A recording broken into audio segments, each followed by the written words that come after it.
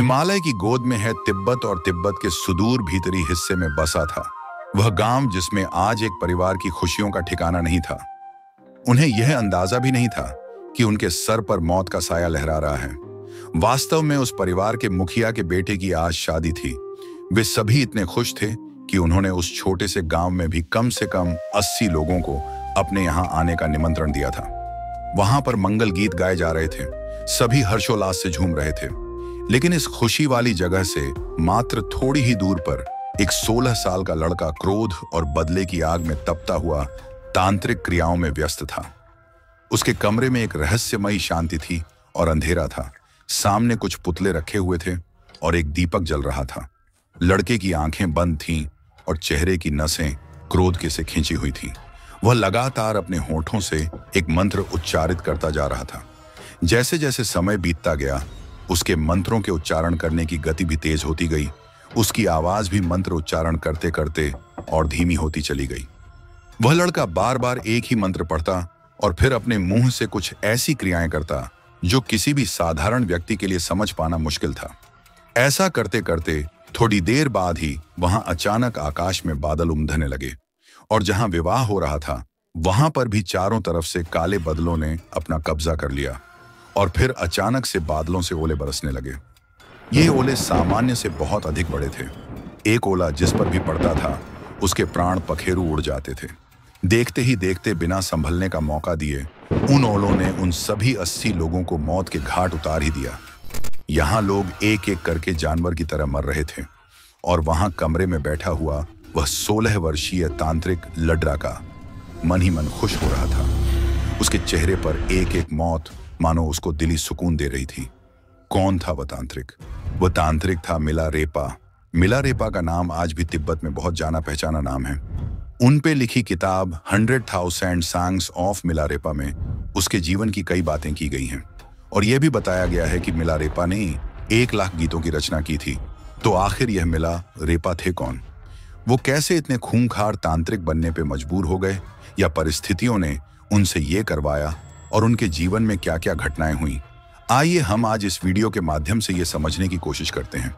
लेकिन इस कहानी को आगे जानने से पहले आप सबसे इतना ही अनुरोध है कि आप कृपया इस वीडियो को पूरा देखिएगा, लाइक करके हमारे चैनल तथ्य को सब्सक्राइब कर दीजिएगा।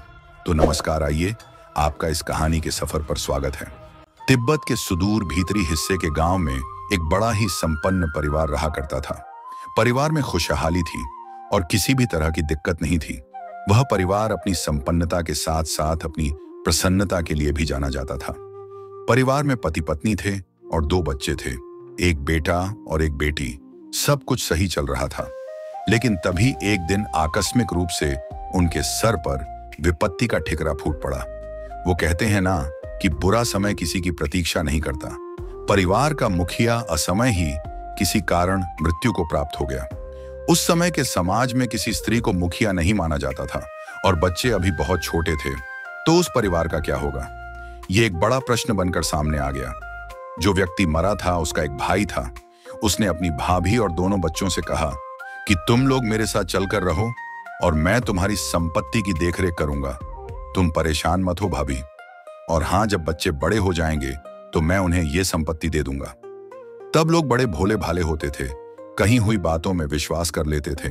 उस मरे हुए व्यक्ति की पत्नी ने अपने देवर की बात पर विश्वास कर लिया और अपने बेटे और अपनी बेटी को लेकर उनके पास जाकर रहने लगी। पहले तो वह देवर बड़ा ही खुशी के साथ बनकर उन लोगों के साथ अच्छा व्यवहार रखता था, उन्हें सम्मान की दृष्टि से देखता और बड़े ही इज्जत के साथ उनसे बात करता। लेकिन धीरे धीरे जब उसने पूरी संपत्ति चालाकी से अपने नाम करा ली, फिर उसका असली रंग सबको समझते देर न लगी।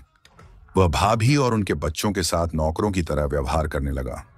वह कभी कभी भाभी या अपने बड़े भाई के बच्चों की मां को पीटता और उनके साथ बदतमीजी करने की कोशिश भी करता और भतीजी को भी मारता पीटता रहता था। लड़का यह सब देखकर क्रोध से भरा रहता। वह धीरे धीरे युवा हो रहा था, उससे यह सब बर्दाश्त नहीं हो रहा था। लेकिन उसका चाचा अब संपत्ति पाकर एक बड़ा आदमी हो गया था, इसलिए वह सीधे उस पर कोई प्रहार कर भी तो नहीं सकता था। वह एक छोटा सा बच्चा ही तो था। जैसे जैसे उस बच्चे की आयु बढ़ने लगी, उसके मन में एक ही आक्रोश रहता कि इस दुष्ट चाचा को कैसे सबक सिखाया जाए। जब वो 13 वर्ष का हुआ तब उसे तंत्र मंत्र की ताकत समझ आ गई। उसे यह पता लग गया कि यदि कोई तंत्र साधना कर ले तो वो व्यक्ति के बिना सामने आए ही उसे मार सकता है या उसे पराजित कर सकता है। अब उसने अपने घर को छोड़कर तंत्र मंत्र की साधना का सहारा गया। वह 3 वर्षों तक भटकता रहा, अनेक तांत्रिकों के पास गया और सबसे कुछ ना कुछ सीखता ही गया। उसने दृढ़ प्रतिज्ञा जो कर रखी थी।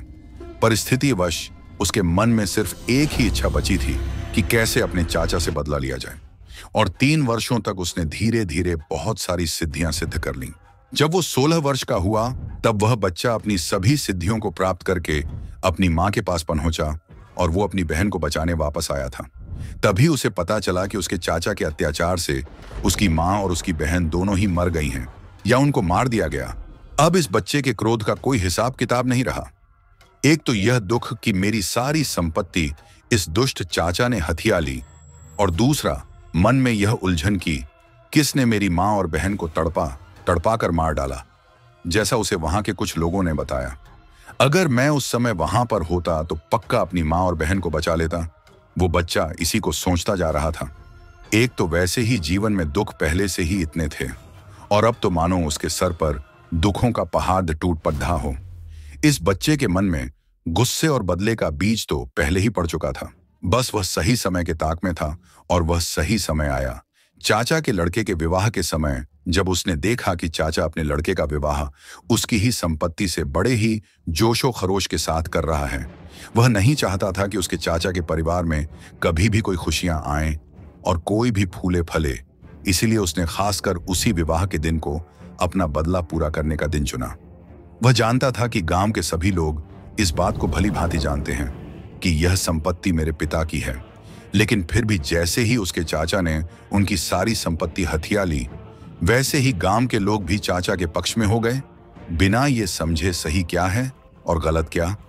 इसी वजह से उसके मन में अपने गांव वालों के प्रति भी भयंकर गुस्सा था। वह ऐसे ही समय की प्रतीक्षा में पहले से ही था जहां पर पूरा गांव एक साथ इकट्ठा हो। अपने लड़के की शादी में जब उसके चाचा ने पूरे गांव को निमंत्रण दिया, तब वह इतना संपन्न था कि कोई भी उसके चाचा का निमंत्रण कोई भी ठुकरा नहीं सकता था। और फिर यह बच्चा उसी दिन अपनी तंत्र विद्या से ओले बरसाकर उन सभी को मार डालता है। जब इस बच्चे ने अपनी तांत्रिक विद्या से उन सभी को मौत के घाट उतार दिया तो पहले तो उसे बहुत सुकून मिला, उसका प्रतिशोध पूर्ण जो हो गया था। लेकिन धीरे धीरे समय गुजरने के साथ ही उसका मन पश्चाताप और ग्लानि से भरने लगा। वह बार बार यही सोचता कि मुझे ऐसा नहीं करना चाहिए था, मुझे उन सभी को क्षमा कर देना चाहिए था, क्योंकि क्षमा से बढ़कर और कोई भी शक्ति नहीं है। वह इसी ग्लानि में गलता हुआ अपने हृदय को समझाता बुझाता, लेकिन जब ये पीड़ा उसके मन को और कुरेदने लगी तो वह उचित गुरु की तलाश में निकल पड़ जो उसके मन की पीड़ा को मरहम लगा सके। वह बच्चा अध्यात्म को पाना चाहता था। तंत्र विद्या में उसे सुकून नहीं मिल रहा था, उसे आध्यात्मिक शांति की तलाश थी। वह दर दर भटकने लगा, उसे कोई भी रास्ता नहीं सूझ रहा था। इसी भटकन के दौरान उसे एक व्यक्ति ने मारपा के बारे में बताया कि वही उसकी मदद कर सकते हैं। मारपा के बारे में खास बात यह थी कि वह 3 बार भारत की यात्रा कर चुके थे। वह मशहूर गुरु नारोपा का शिष्य थे। उनसे उन्होंने कई तरह की शिक्षा प्रणालियां और लिखित ज्ञान सीखे थे, जिनको उन्होंने तिब्बत भाषा में अनुवादित भी किया था, जिससे कि उन्हें वहां पर अनुवादक भी कहा जाने लगा था। यह सब जानकर वह बच्चा मारपा की खोज में निकल पड़ा। वह प्रसिद्ध तांत्रिक लड़का और कोई नहीं बल्कि मिला रेपा थे, जिनके बारे में तिब्बत में आज भी कुछ लोग खुलकर बातें करते हैं। जब मिला रेपा उस शहर के पास पहुंचे जहां मारपा रहते थे तो उन्हें कुछ बच्चे मिले। उन्होंने उन बच्चों से पूछा कि बेटा, अनुवादक मारपा कहाँ मिलेंगे। एक बच्चे ने कहा, मेरे साथ आइए, मैं जानता हूं कि वह कहाँ हैं। बच्चा उनको एक खेत में लेकर गया जहां मारपा जमीन जोत रहे थे। मिला रेपा को देखकर मारपा ने जमीन जोतना बंद कर दिया और उनको देसी शराब देते हुए कहा, इसे पी लो और फिर जमीन जोतने के काम में लग जाओ। मिला रेपा ने शराब पी और जुताई के काम में लग गए। कुछ देर बाद मारपा तो वहां से चले गए, लेकिन वह बच्चा वहीं खड़ा रहा। जब मिला रेपा ने जुताई का काम पूरा कर लिया तो वह वहीं एक तरफ हैरानी से भरे खड्डीजे हो गए, क्योंकि उनको पता ही नहीं था कि अब क्या करना है। तब वह बच्चा मिला रेपा के पास आया और बोला, अब आप अंदर आ सकते हैं। वह बच्चा उनको मारपा के घर में ले गया। तब मिलारेपा को पता चला कि दरअसल वो बच्चा मारपा का ही बेटा है। उसके बाद मारपा ने मिला रेपा से कई तरह की शारीरिक गतिविधियां करवाई। कुछ देर के बाद मिला रेपा ने झुककर मारपा से कहा, मैं आपसे धर्म की दीक्षा लेना चाहता हूं। मुझे कृपया का ऐसा ज्ञान दें जिसकी तलाश में मैं हूं और जो मुझे इसी जन्म में ज्ञान से तर कर दे और मेरे सभी बंधनों को तोड़ दे और मैं कभी भी अगले जन्मों के फेर में ना पड़ूं। मैं आपको अपना शरीर, अपना दिमाग और अपनी बोली सब कुछ अर्पण करता हूं। कृपया इसके बदले में मुझे भोजन, कपड़े और ज्ञान दें। यह वाकई एक खूबसूरत बात मिले रेपा ने कही थी। जो लोग अक्सर मारपा के पास जाकर यह कहते थे कि हम अपनी आत्मा देते हैं, वो वास्तव में गलती करते थे। आखिर जो आपकी है ही नहीं, उसे देना तो बहुत ही आसान है, लेकिन जो आपके पास है उसे देना बहुत ही मुश्किल है। अगर आप अपने गुरु को कुछ समर्पित करना चाहते हैं तो अपने शरीर, दिमाग और बोली से बढ़कर कुछ और हो ही नहीं सकता था। मिलारेपा की बात सुनने के बाद मारपा ने मिलारेपा की ओर देखकर उनसे कहा, तुम अपना शरीर, दिमाग और बोली मुझे दे रहे हो। मैं तुमको ज्ञान दे सकता हूं और रहने व खाने का अपना इंतजाम तुमको कहीं और से करना होगा। अब तुम्हारी इच्छा पे है कि तुमको क्या करना है। यह सब सुनकर मिलारेपा ने कहा, ठीक है, मुझे आपसे ज्ञान चाहिए। मैं अपने खाने और रहने का बंदोबस्त कर लूंगा। इतना कहकर वह बाहर भिक्षा मांगने के लिए चले गए। मिलारेपा एक जोशीले व्यक्ति थे और जो भी करते थे उसे एक ही बार में निपटाना चाहते थे।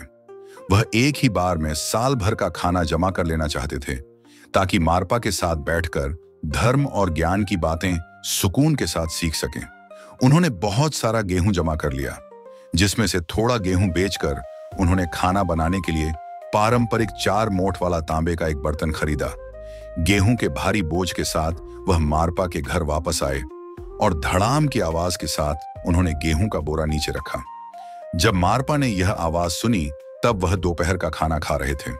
वह खाना खाते हुए बीच में से उठकर बाहर आए और बोले, लगता है तुम बेहद गुस्से में हो। इस गेहूं के बोरे और बर्तन की आवाज से तुमने पूरे घर को दहला दिया। लगता है कि अपने चाचा के घर की तरह तुम इस घर को भी बर्बाद कर दोगे। बस बहुत हो गया, अब निकल जाओ यहां से। यह सुनकर मिलारेपा गिड़गिड़ा उठे। वो बोले, आपने मुझसे अपने खाने की व्यवस्था खुद करने को बोला था तो मैं ले आया, लेकिन यह बहुत भारी था, इसीलिए रखते समय मुझसे यह संभल नहीं पाया और धम से बोरा नीचे आ गिरा। मारपा ने कहा, नहीं, तुम्हारे रखने का तरीका सही नहीं था। तुम खाने को इस तरह फेंक नहीं सकते। इन सभी बातों का हमेशा ध्यान रखा जाना चाहिए। लोगों के व्यवहार का इसी से समझ आता है कि वे कैसे बैठते हैं, कैसे खड़े होते हैं, कैसे चीजों को रखते हैं और किन बातों को किस तरह से लेते हैं। इसलिए मारपा ने कहा कि अब कुछ भी नहीं हो सकता है। तुमने बोरे को ठीक तरीके से ना रखकर उसे फेंका, इसलिए या तो तुम यहां से बाहर जाओ या यहां रहकर पहले मेरे घर के काम करो, फिर मैं तुम्हें ज्ञान दूंगा। और फिर कई सालों तक ऐसा ही चलता रहा। मिलारेपा घर का काम करते और दूसरे शिष्य आते और वहां चीजों को सीख कर लौट जाते। मिलारेपा को ना तो कोई दीक्षा मिली और ना ही कोई सीख। हालांकि बीच बीच में वह सत्संग के दौरान छिपकर उन शिष्यों के बीच पहुंच जाते और चाहते कि उसके गुरु से कुछ शिक्षा उनको भी मिले, लेकिन जब भी वह छिपकर वहां पहुंचते तब तक मारपा को पता चल जाता और वह अपने शिष्यों के साथ मिलकर मिलारेपा की पिटाई कर देते। ऐसा ही बहुत समय तक चलता रहा। मिलारेपा छिपकर बैठते और मारपा उनकी पिटाई करवा देते। धीरे धीरे जब बहुत समय गुजर गया तो आखिर एक दिन मिलारेपा ने मारपा की पत्नी दमे मां से प्रार्थना की। दमे मां मिलारेपा के प्रति एक मां की तरह सहानुभूति रखती थी। उन्होंने मारपा से कहा कि आप इसे कुछ सिखा क्यों नहीं देते हैं, यह बहुत समय से हमारी सेवा कर रहा है। अपनी पत्नी की बात को सुनकर मारपा ने कहा, यदि यह मेरे बेटे के लिए एक 3 कोने वाला घर बना देगा तो मैं इसे अवश्य ही शिक्षा दूंगा, लेकिन शर्त यह है कि इसे घर को अकेले ही पूरा करना है, उसमें किसी की भी सहायता नहीं लेनी है। मिलारेपा यह सुनकर शर्त को मान गए और घर बनाने में लग गए।